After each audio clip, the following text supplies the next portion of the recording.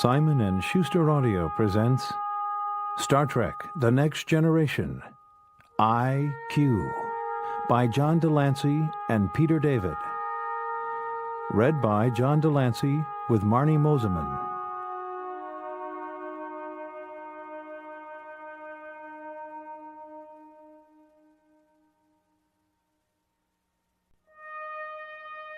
There seemed to be no reason to go on. The planets had held fascination for her, once. She had contemplated those miracles of natural construction, moving in their relaxed elliptical paths around their respective suns. They seemed of infinite variety, some huge, some small, some with rings glittering in the rays of starlight that managed to illuminate them, some freezing cold, others seething with molten activity. But she was tired of looking. Big worlds, little worlds, inhabitable, uninhabitable, what difference did it make? Nothing of any consequence would ever truly occur again because the multiverse had become absolutely, screamingly dull and boring. It was all an abysmal failure. Oh yes, life had held fascination for her once. In one galaxy there was a race that was so old it had forgotten it was even alive.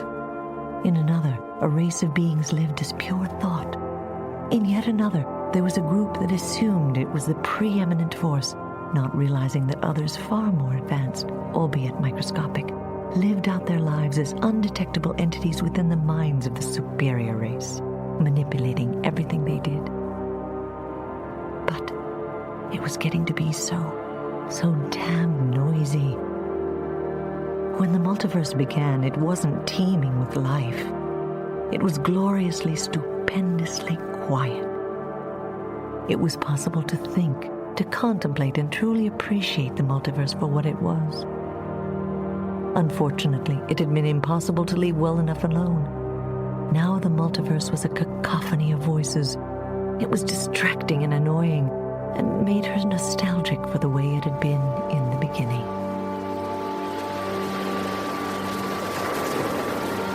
She now stood upon the beach and contemplated an end to it all. She liked the beach. She liked that the water lapped the shore, caressing the sand like a lover. She liked the horizon where the pink sky met the ocean. The sky was now a dark blue, perhaps mirroring her increasing despair. She wore no clothing. It was an unnecessary affectation. The breeze caressed her long hair and tickled her shoulders, but she needed more time. So she knelt down and built a sand castle. It was a rather impressive construction. She meticulously designed the turret, even created a courtyard and a moat. And she sat back and stared at it. The water level began to rise, filling the moat. Eventually the foundation gave way, as all things eventually give way. She watched this little drama, seated several yards back with her knees drawn up and her arms wrapped around her legs. Before too long, the castle collapsed completely, and still she watched. The darksome waters lapped at her toes but came no closer. Finally the tide began to recede. There was now only a sinkhole where the castle had once been, with little bits of flotsam and jetsam swirling about. It was an image that pleased her, and pleasing images were few and far between. Flotsam and jetsam indeed. All of it was going down the drain. Yes, she was sure that was how it was going to end. It was time. She rose and took a step toward the ocean. It appeared to move toward her, as if begging her to join it. Come to me, it seemed to say. Come to me and put an end to it all. A third step, a fourth, and then she stepped on something. It was partially buried in the sand. It appeared to be glass. A bottle? She said aloud, which were the first words she had uttered in quite some time. She knelt down and picked it up. There was something inside the bottle. A message. She felt a rush of curiosity. Where was this message from? Who had sent it? And what possible significance could it have? The cork made a most satisfying popping sound when it was finally yanked free. Extricating the manuscript was a deliriously prolonged ordeal. She could see that it was a narrative. Yes, a narrative. And what a truly remarkable narrative it was. There was much within it she already knew, and yet so much that she didn't. To actually discover something outside her knowledge was indeed amazing. It was exhilarating. She stopped for a moment to gather herself. In her non-linear existence, everything happened at once. She could discover the end of the story while reading the beginning, but she resisted the impulse. Instead, she sat down on the sand, stacking the pages neatly on her bare thighs. Although the printing was small, there were a number of pages. Apparently the author had quite a bit to say. She slid her hands along the manuscript's edge to make sure that the pages were just so, and then she began to read, while the rest of the universe waited.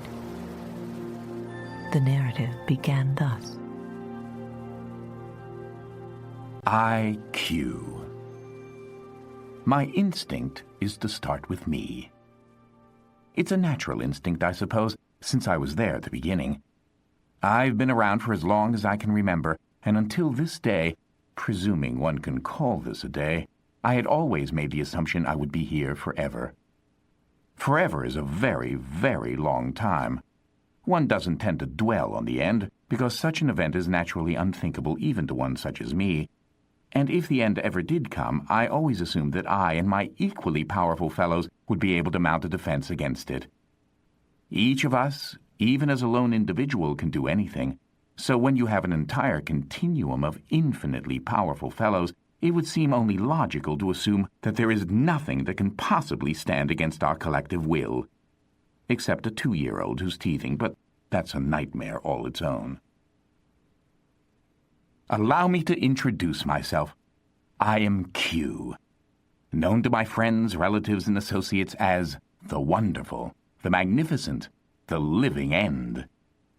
I come from the Q Continuum, a place that has existed since before time was time. It was our lot to push, to prod, to experiment, to see the picture within the great tapestry that is the universe.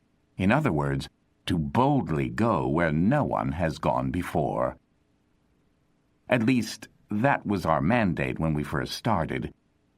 It has changed somewhat, and now my fellow Qs specialize in sitting about on the rocking chair of life, watching the universe pass them by. Another point of useful information: I am omnipotent. Some think this is a bad thing. I, of course, do not. It is the state to which I am most accustomed. I am able to accomplish whatever I desire simply by willing it to be so. There are some who try to moralize about my activities, to act as if what I do is right or wrong. I don't share that point of view. Right? Wrong? Only thinking makes it so. My actions are my own, and I am answerable only to myself. In that respect, I can almost be considered a force of nature. One doesn't question the ethics of a hurricane, quake, or ion storm.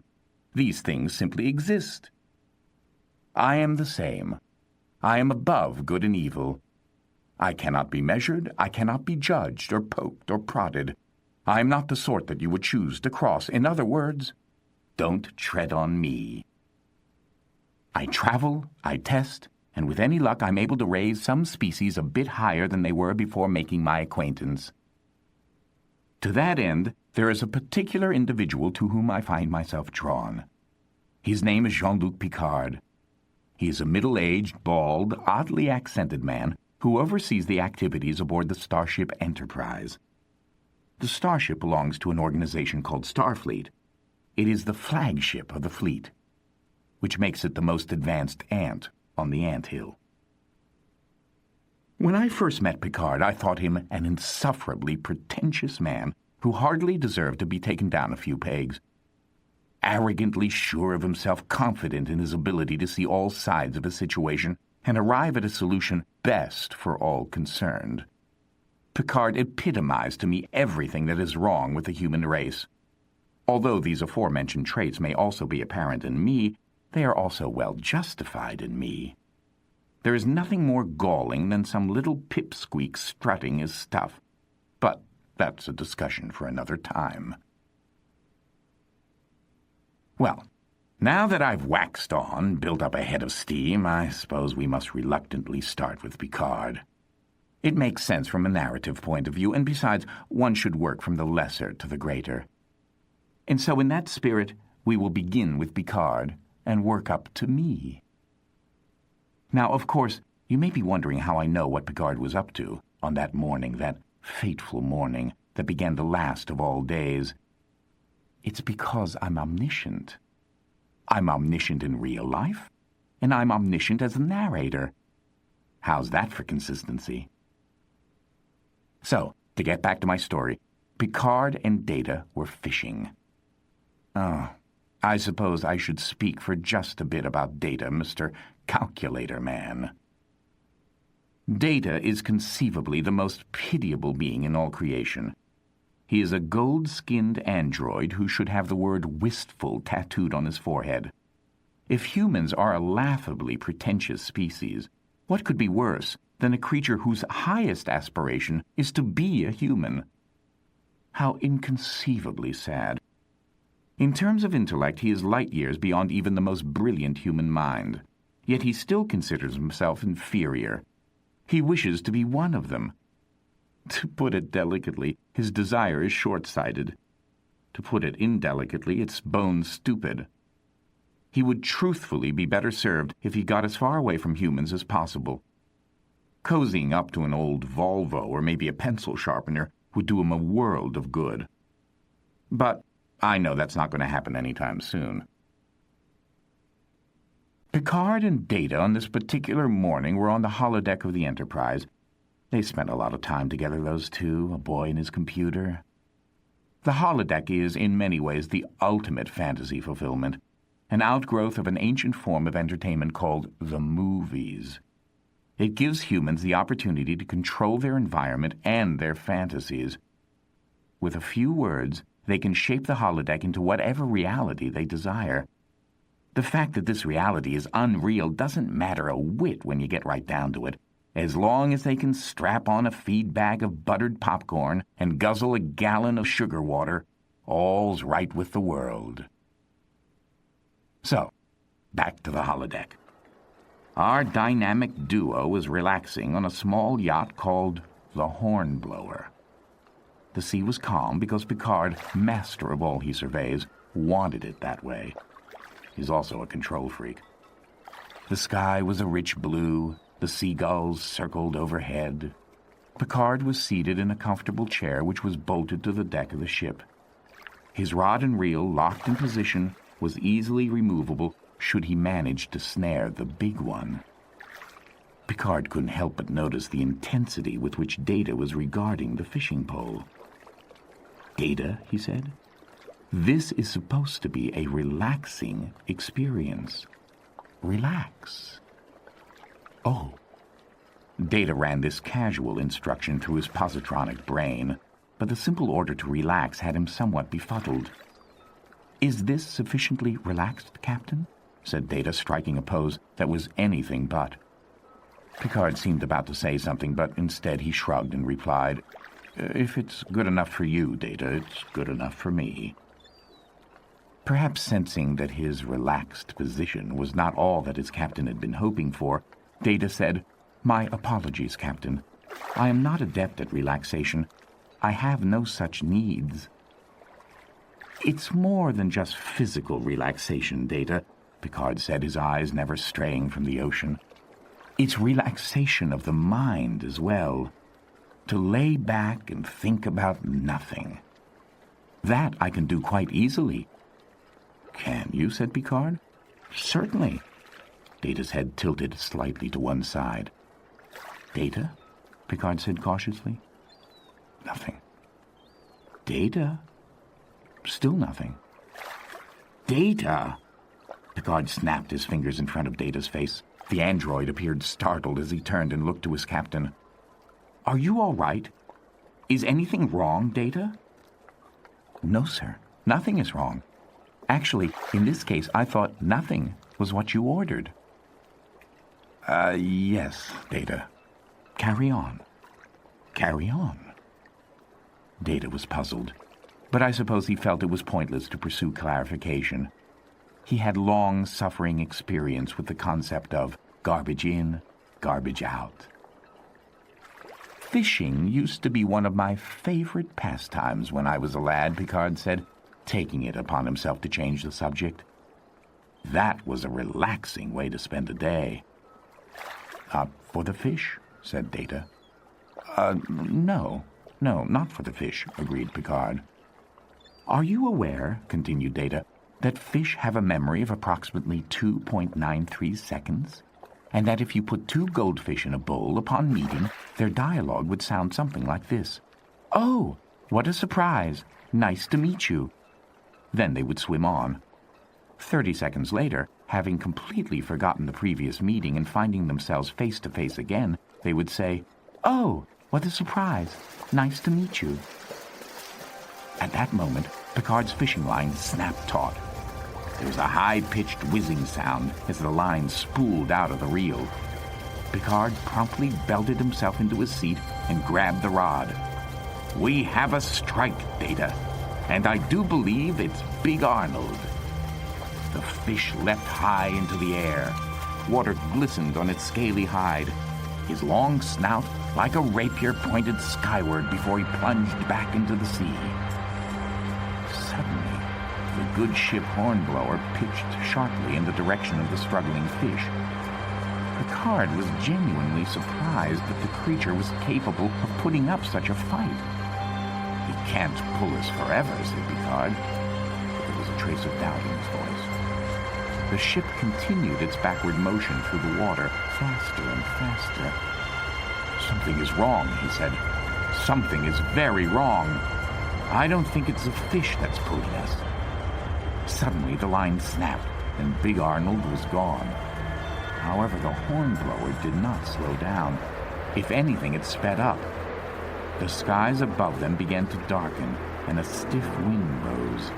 The seas became confused. What in the hell is going on? Picard demanded. You did indicate random elements in the program, sir, Data pointed out. I know, but this? I didn't program this. Captain, whirlpool, dead ahead. Whirlpool? Picard glanced over his shoulder in astonishment. The whirlpool was immense, miles wide. It let out a roar like a million souls howling for redemption. It dragged the Hornblower as well as everything else towards its maw. At this point, Picard clearly had had enough and decided to play his trump card. End program, he shouted above the screeching wind. Nothing. His instruction to the holodeck didn't register at all. End program, he bellowed even louder. Still nothing. Captain, Data called out to him. Permission to be unrelaxed, sir. Picard didn't bother to answer. He was trying to think. For some reason, the holodeck appeared intent on turning what was to be a casual day of fishing into a nightmare, and there wasn't a single thing he could do about it. The Hornblower was now caught on the outer rim of the giant whirlpool. As he looked over the rail into the water, he could see thousands, hundreds of thousands of beings spiraling down, and before he could say anything, he, Data, and his ship plunged into the darkness below.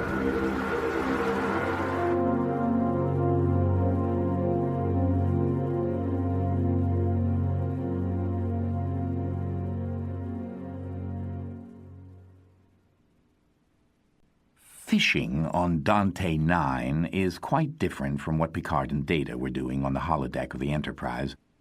As a matter of fact, the term deep-sea fishing on Dante 9 is so literal, it's downright comical.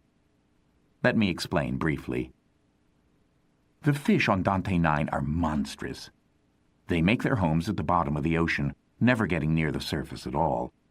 Consequently, not only do the residents of Dante 9 never eat fish, many of them don't believe fish even exist, having never seen them. But they do exist. So my family and I went deep-sea fishing on this fine day. We were doing it while standing on the bottom of the ocean. That's the deep-sea part.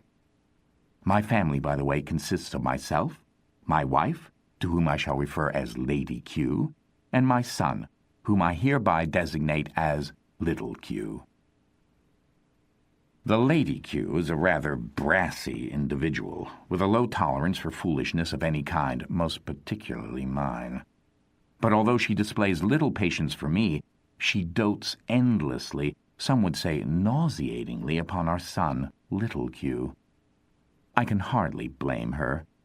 Young Q maintains a unique position in the universe in that he is the first Q born within the continuum since time out of mind.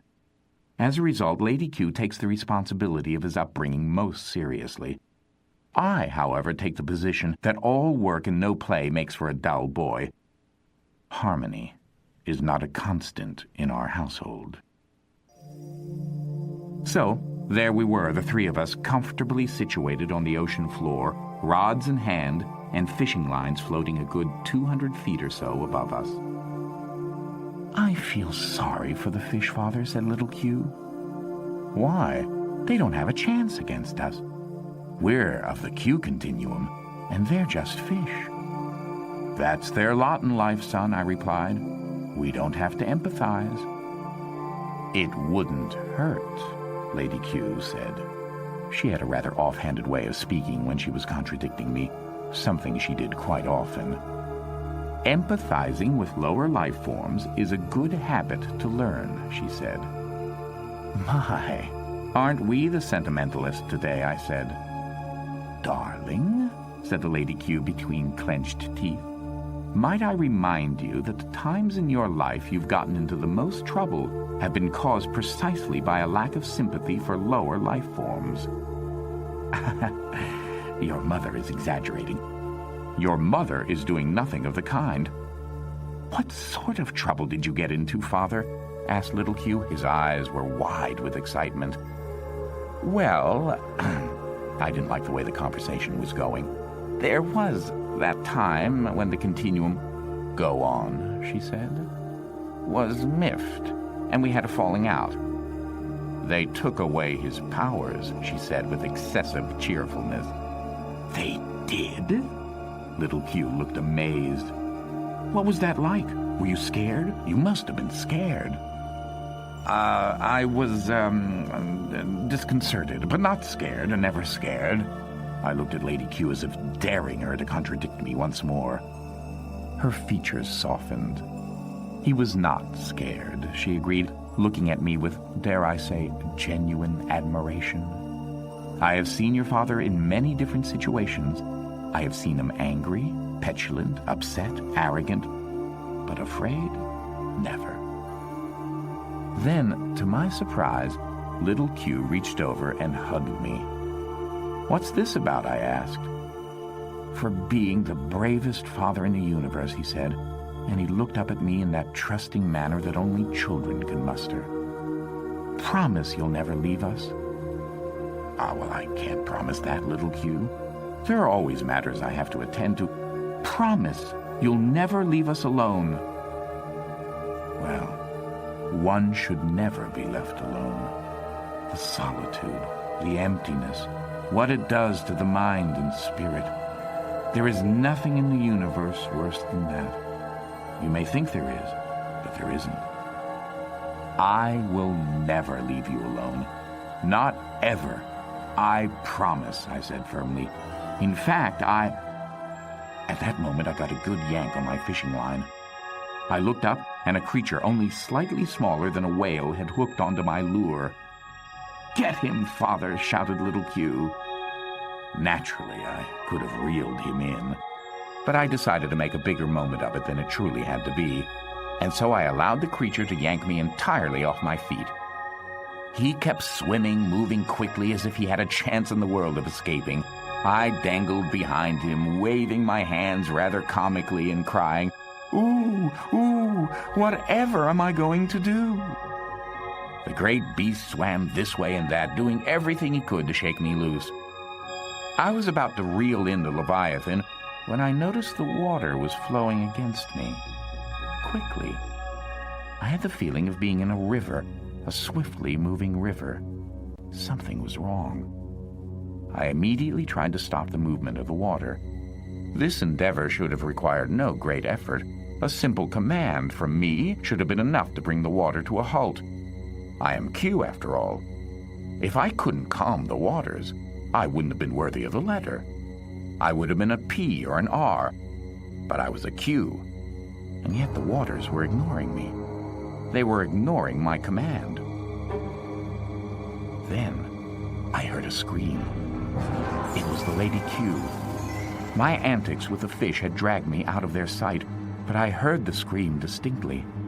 There was an accompanying shout from my son as well, and in those two screams I heard something that was utterly unthinkable as far as the Q continuum is concerned. Fear.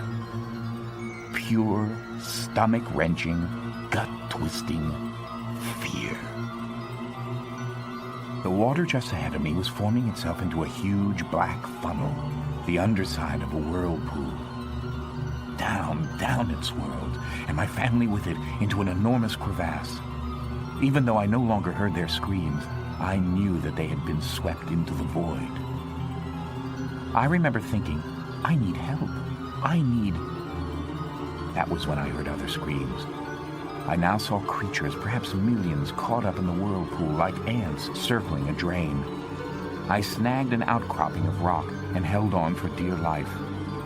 I watched in horror the spectacle before me, watched as millions were swept away. It was then that I spotted them, Picard and Data. The first thought that occurred to me was that I was going to be rid of two irritants.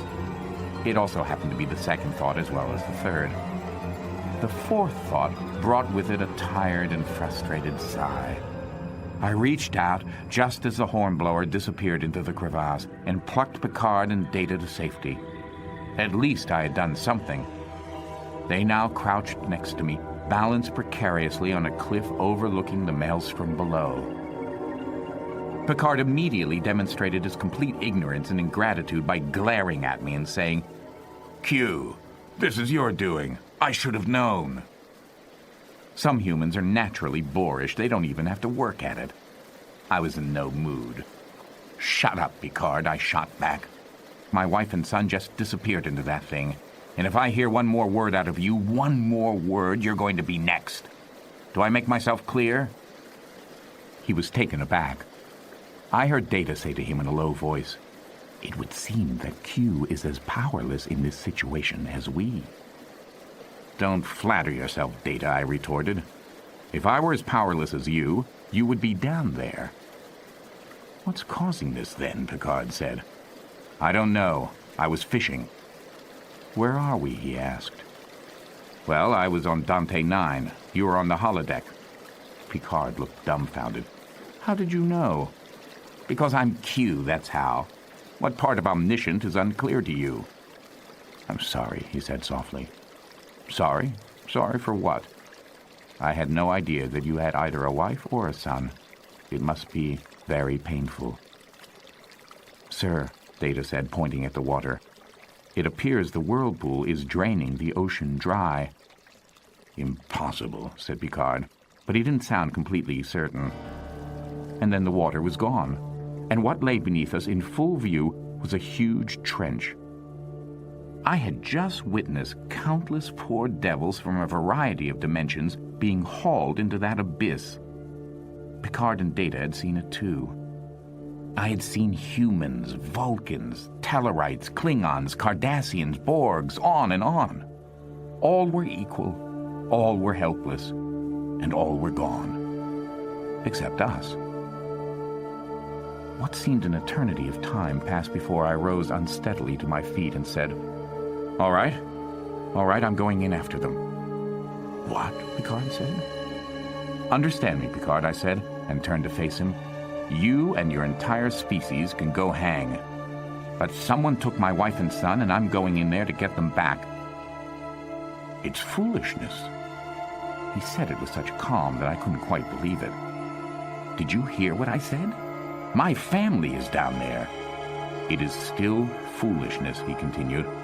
Before you embark on any sort of rescue mission, you have to calm yourself. If you do not, you will rush headlong into a situation that could prove fatal. And then of what benefit will you be to your family? As much as it galled me, Picard was right. I needed to find out what was going on before jumping to conclusions. I turned away from the abyss. The way I see it, there's only one sensible place for us to go. And where would that be? Data asked.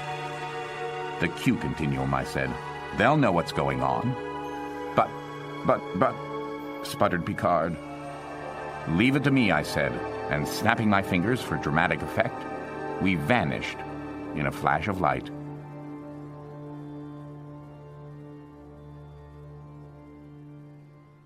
I have an intense dislike of crowds. The reason is quite simple.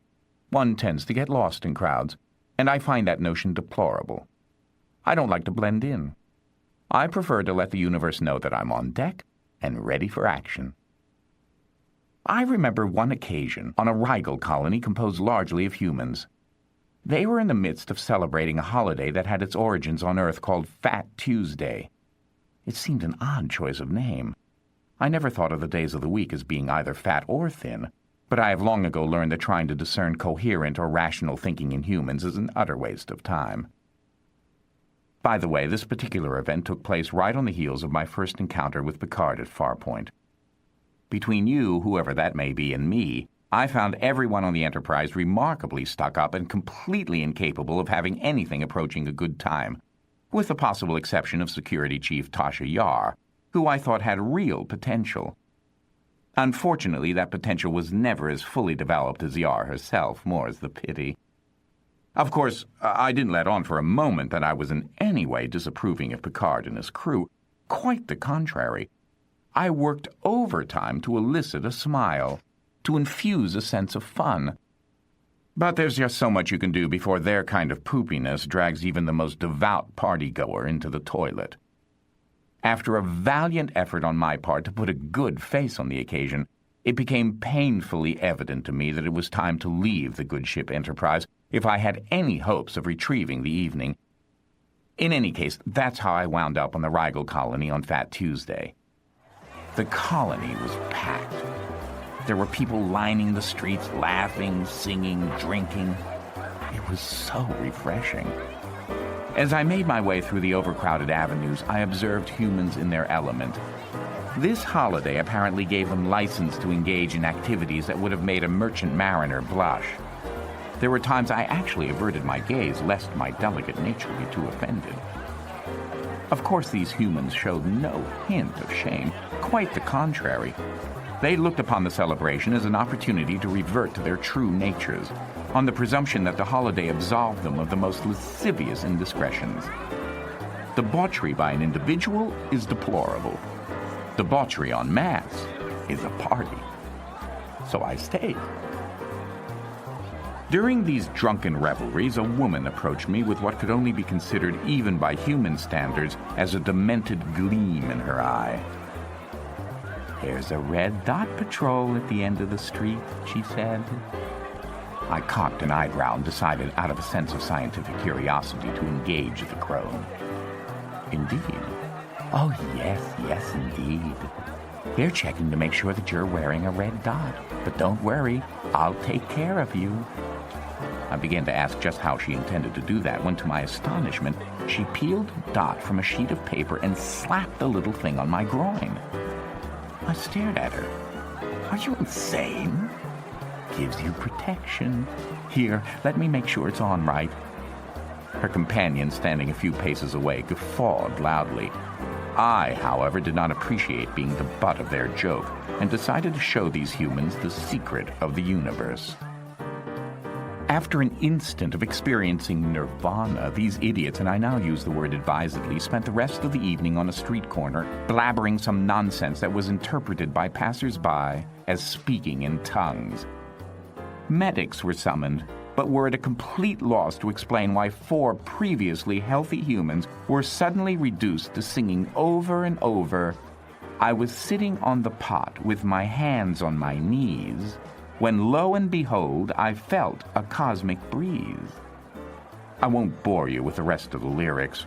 Suffice it to say, a record producer showed up and turned this drivel into a huge hit that played for the better part of a year. How dare these humans treat me in such a cavalier fashion, red dot my ass. Of course, that was not the end of it.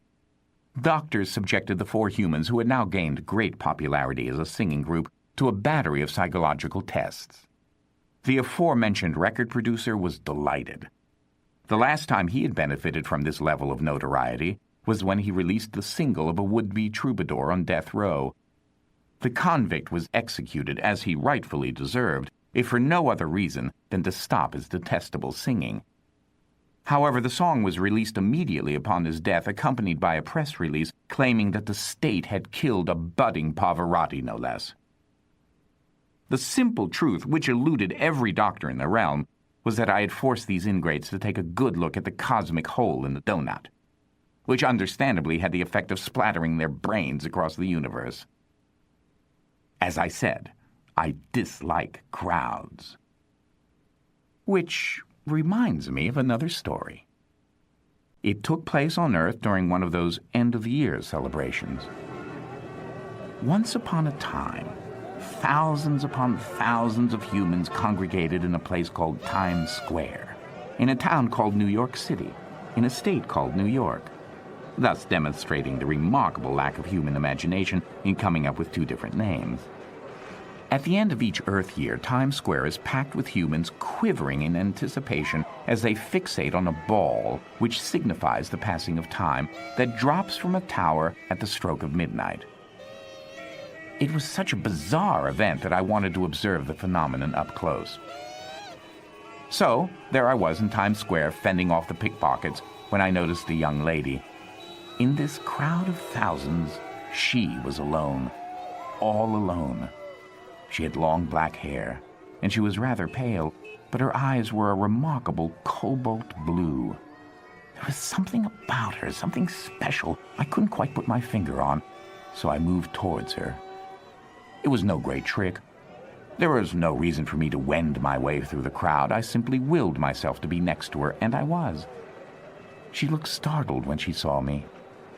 "You appear perplexed," I said. "Not really. Just a little afraid." "Why?" "If you really want to know, I'm thinking about everything that we've done so far, and everything we can be, and I see tremendous opportunities. I see what we can achieve. I see great ships cruising the spaceways. I see species, all sorts of species from different worlds coming together. I see a new era of harmony, a new golden age for mankind, for universal kind. I see so many possibilities." "Why would that make you afraid?" "Because I'm afraid that we'll blow it." I had no idea what she was talking about. Even when you're omniscient, it's hard to be current with the myriad of ways humans mangle their language. "Blow what?" I said. "It. We might not make it. We might annihilate ourselves before that vision can ever be realized. And that would be just the most incredible waste. We're at a crossroads, and I hope we'll be able to take the right one.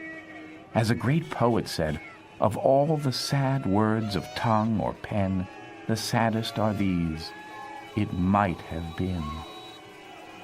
I was touched by what she said, and I wanted to share my latest poem. On the road to Alpha Centauri, I stopped for a pint at the brewery, but somehow I didn't think the mood was right. She continued, "I can't wait to find out what happens. The suspense is killing me. I wish I could live forever just to see how it turns out." I was impressed. I was very impressed. Something about the way she spoke, something in her quiet conviction that humankind had all sorts of possibilities that might be realized if only humanity were up to the challenge. Very interesting, very uplifting. "What's your name?" I asked. She looked up at me, a hank of hair covering part of her face. "Melanie," she said. "Happy New Year, Melanie." Impulsively, she stood up on her toes and kissed me on the cheek. She gasped the moment her lips pressed against my face. Something in that contact had jolted her. Perhaps I had let my guard down ever so slightly, and she had gotten just an inkling of who I was, although she wouldn't have been able to explain it to anyone, including herself. She tilted her head slightly, and it seemed to me as if those blue eyes pierced to the back of my head. There was definitely something about her. I turned away and slipped back into the crowd. Possibilities, I muttered to myself. My thoughts were suddenly interrupted by a great roar.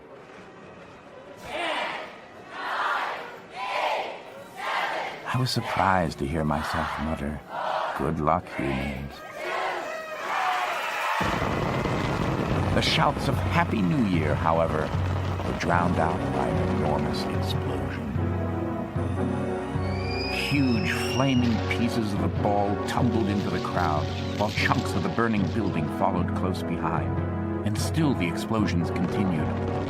One explosion for every century, it would later be announced by the terrorist organization that set them. Times Square was a ring of fire. People tried to run, of course, but there was nowhere for them to go. They were packed in too tightly, you see. They screamed and cried out, begging for their maker, their creator, to intervene. But their God simply looked down, shrugged, and said, "Sorry, free will, better luck next time," and then rolled over and went back to sleep. I watched it all. I had an excellent view. The explosions seemed to stretch on forever. Finally, even I couldn't stand it any longer. All right, that's enough of that. Whichever of you sadistic scum is trying to make a point, I trust you've made it. And so, intervening where their God showed no inclination to do so, I snuffed out the flames, and then I waited a few moments for things to calm down.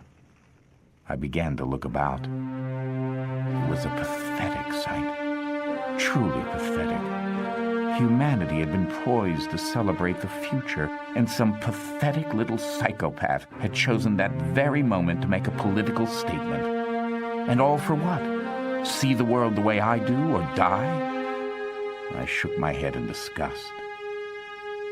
It was some minutes before I spotted Melanie's body, or what was left of it. A chunk of the demolished ball had fallen on her. Only her head and left arm were visible. Her hair was thick with blood, and her eyes, those glorious cobalt blue eyes, stared at nothing. I crouched down next to her and closed her eyelids. "At least it wasn't the suspense that killed you," I said. It was a morbid attempt at humor. She didn't laugh. "Foolish race," I said to myself. Foolish race.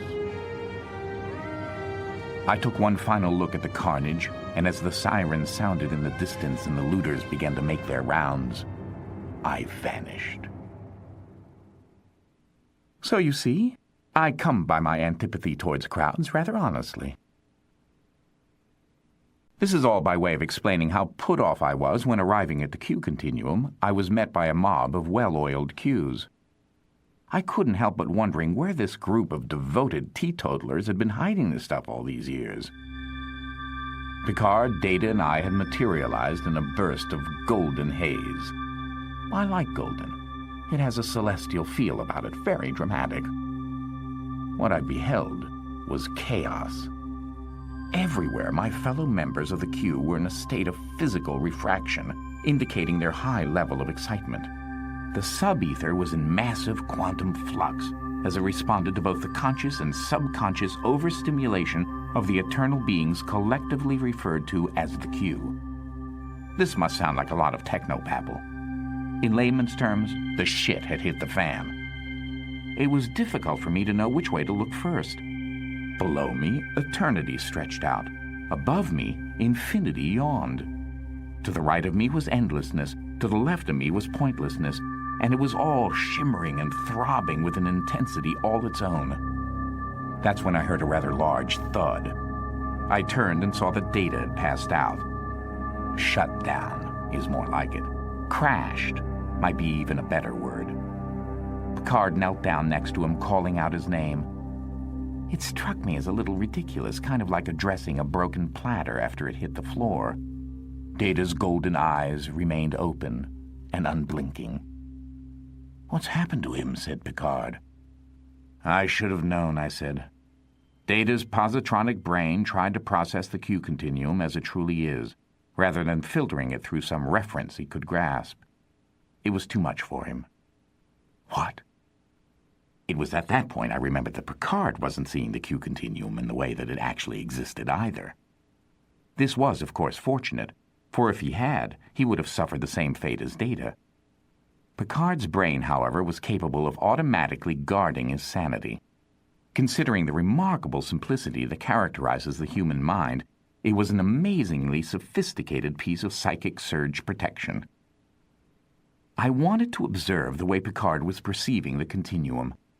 By giving us a common frame of reference, I hoped to simplify further communication. And since bringing him up to my level was clearly impossible, the only other choice was to bring myself down to his. I stooped to conquer.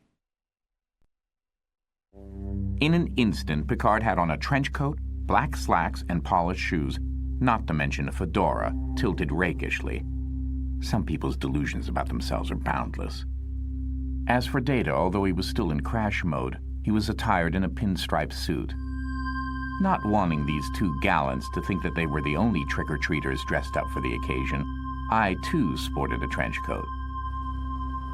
Suddenly, a roadster, circa Earth's early 20th century, roared by. This is a Dixon Hill environment. I recognize it," said Picard. "Is there going to be a murder?" "I doubt it," I told him. "It simply looks this way because it's an environment you're familiar with. A state of mindality that is somewhat akin to what's really happening." "Of mindality? I don't understand." I blew air impatiently between my lips. Mindality, a combination of mind and reality. Like clamato, clam juice and tomato. Picard nodded in what actually seemed to be understanding. "We are such stuff as dreams are made of," he intoned, and then looked at me and said, "Shakespeare." "Yeah, whatever," I said. "Look, let's try and keep our eye on the ball, all right, Picard?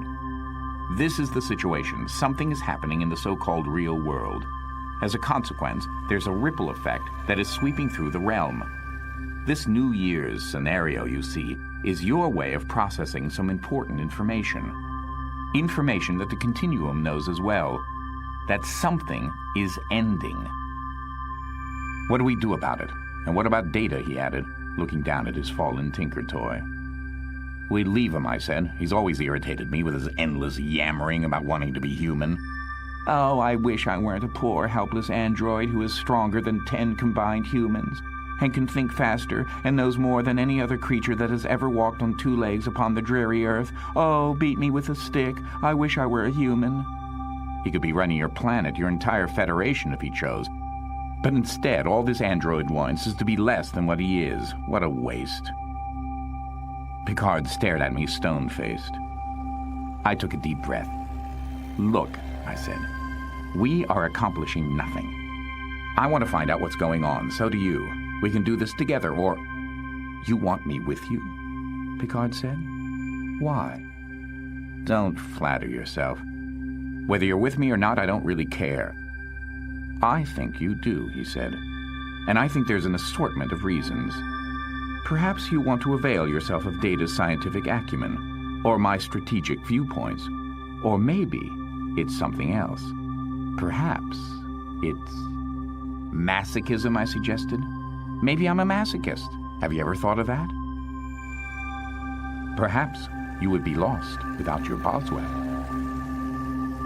It was neither Picard or I who had spoken. Data was still on the ground, lying flat on his back, but his golden eyes had refocused.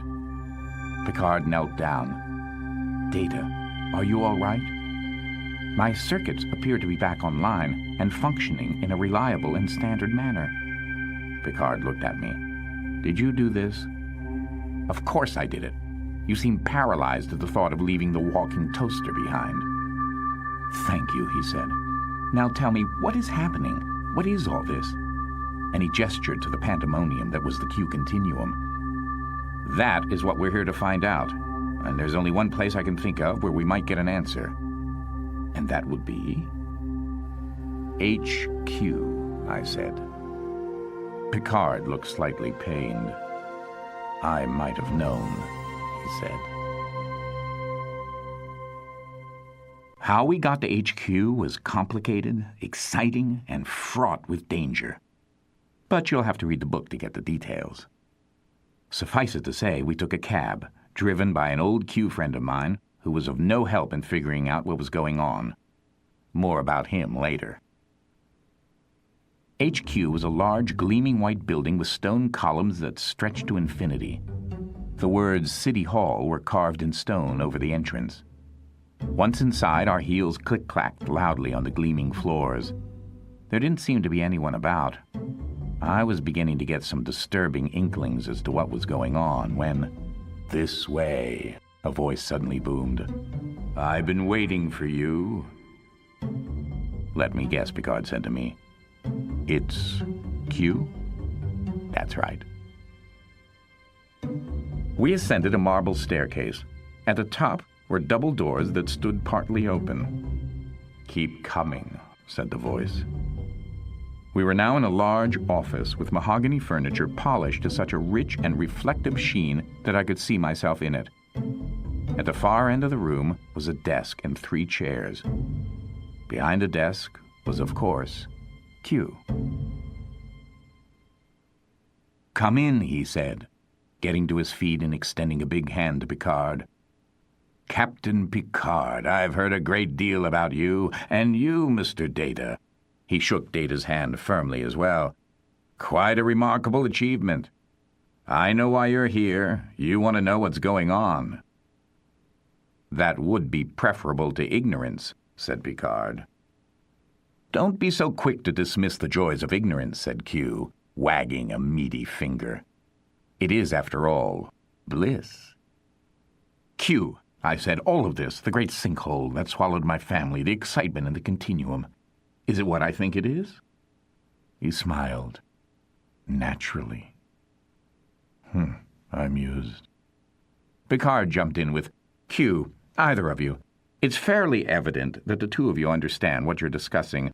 Unfortunately, Data and I do not. Perhaps, if you elaborated, we could provide some help." "Help?" Q said, his eyes twinkling bright, as if he had just heard the greatest joke ever told. The greatest joke ever told, it should be noted, was developed in a monastery on Sicilla 4. What made it so great was this. With most jokes, repeated tellings only diminish their effectiveness, but not this one. The joke of the Sicilla monks was so multi-layered, so hilarious, that it became funnier upon repeated tellings. In fact, it was so funny that it was addictive. Hearing it once was insufficient. One had to hear it repeatedly. It was like a narcotic. Indeed, to hear the joke only once was to have your life ruined, because then you had to hear it again and again and again. You lived for the joke. You died for the joke. The only ones who were immune to the joke were the monks themselves, since, by a strange twist of fate, they had no sense of humor. Casual telling of the joke to groundskeepers or the occasional odd visitor spelled death. So naturally, the entire order committed suicide rather than take the chance of the joke spreading into the general population. Thus was the greatest joke ever told brought to a tragic and untimely end. I know it, of course, but to be honest, I don't think it's that funny. Something about sentient potato salad. Perhaps I'll tell it later. Back to the story. "Help?" Q said again. He turned and looked at Picard, his ample stomach shaking from mirth. "They want to help. Heavens, Q, I begin to understand why you find them so entertaining." "Captain, I believe that what is being discussed here is the end." "The end?" Picard looked at us in confusion. "The end Of the Q continuum? Among other things, said Q. What is being discussed, Captain Picard, is the end of everything. The expansion is over. The final contraction has begun. The universe has run its course. The end is nigh. Picard stared at him. Is there some enemy? Some great... No, Picard, it was inevitable. It had to happen sooner or later. In this instance, it is later. Later? You're saying it's happening now. Now is late enough. The continuum has been waiting for this moment longer than you can possibly conceive. Picard looked at me. And you agree with this, he said? This person sitting here tells you the universe is coming to an end, and there's nothing to be done? And that is perfectly acceptable to you? I didn't respond. Well, it's not acceptable to me, he continued. It makes no sense. It can't be natural. You saw that thing, that crevasse? There's some intelligence behind all this, an entity, a creature. And if it exists, it can be reasoned with or stopped. Why would we want to? Said Q. The termination of our existence is a consummation devoutly to be wished. Tell him, Q. Picard turned and looked at me. But I was thinking of my son and my mate, and I was sure that they did not consider this event as a consummation devoutly to be wished. They had not gone quietly into that good night, no. They had gone down screaming, calling for my help. Was I to take their death in stride? Natural? You call this natural, I said, giving voice to my inner monologue. Exactly, Q said. So you see, Picard, I'm not finished. What do you mean, he said, very slowly, very dangerously. I rose from my chair. If we are agreed that all things must follow their nature, then it is against my nature to follow. I owe my wife and my son more than that. I turned to face Picard and Data. Come, gentlemen, we will away. You will do nothing of the kind, Q thundered. I grabbed Picard and Data and yanked them both to their feet. Suddenly, all of reality seemed to explode around me. For a moment, just a moment, I was certain that I had waited too long. The end had actually come. And then everything went mercifully black.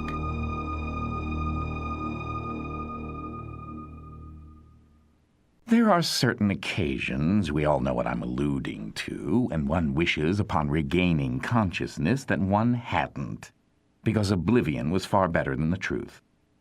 I can tell you categorically that this happened to be one of those times. I opened my eyes and felt a great heaviness, as if my eyelids weighed several pounds each. Picard was standing a few feet away. Data was next to him with that annoying, deadpan look he so often exhibited.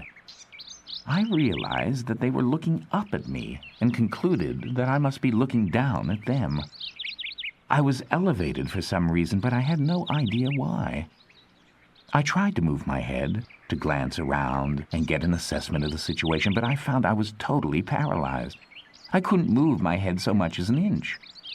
I tried to move my mouth, and lo and behold, I could speak. "What are you gawking at, Picard?" He appeared visibly relieved, if for no other reason than I was yelling at him. I discovered I could move my eyes. We were in a park with trees and walking paths. "What is that annoying sound right next to my ear?" "Would you be referring to a sort of cooing sound?" Data inquired. "Yes." "Ah, that would be a pigeon on your head." "Get him off me," I said in no uncertain terms, "before it—" Data, unfortunately, did not move quickly enough. Considering that the android prided himself on the speed with which he processed information, I have to say that he was very slow on the uptake in this instance. The pigeon cooed once more, left a second little gift on my head, and then fluttered off. Picard pulled a handkerchief and handed it to Data. Interesting that he would have Data clean me off. Just goes to show that while they may be friends, they're not equals. While Data was attending to business, Picard asked, "Q, can you move?" "Oh, sure, Picard. I'm just practicing to be a mime. Better yet, I've decided birds need more statues to poop on. Do you seriously think I'd be posed like this? How am I posed, anyway?" "Your arms are outstretched. Your right leg is forward of your left and slightly bent." "Wonderful. I look like an Irish step dancer." "May we assume," asked Data, "that you have been frozen in place by your fellow Q so that you cannot in any way interfere with the end of the universe?" "That is a safe assumption, yes?" "Well then," he continued, "even in the face of oblivion, your fellow Q retain a sense of irony." "They can retain this," I said, and I tried to make a lewd gesture, but I was unsuccessful. "It's just like that time with the fire," I sighed. Picard looked up at me. "Fire? What are you talking about?" "You know the Greek legend about Prometheus?" "Yes, of course," said Picard. "He brought fire to mankind, and for his transgression the gods chained him to a rock and left him there for the birds to eat his innards. Why do you bring this up?" "Well, if you must know, I was Prometheus." Picard stared at me. "What do you mean you were Prometheus? How could there be—" "I assume you've heard of racial memory? Events so cataclysmic, so monumental that they inform us as to who and what we are?" "Go on," he said. "It was a long time ago. There was a group of you humans sitting about and staring forlornly at the forest primeval. You seemed ready for a little pick-me-up, so I gave you fire. I wanted to see what you'd do with it. Not surprisingly, the first human thought it was something to put on his head. It was hilarious to watch. Of course, the other Qs weren't happy with me.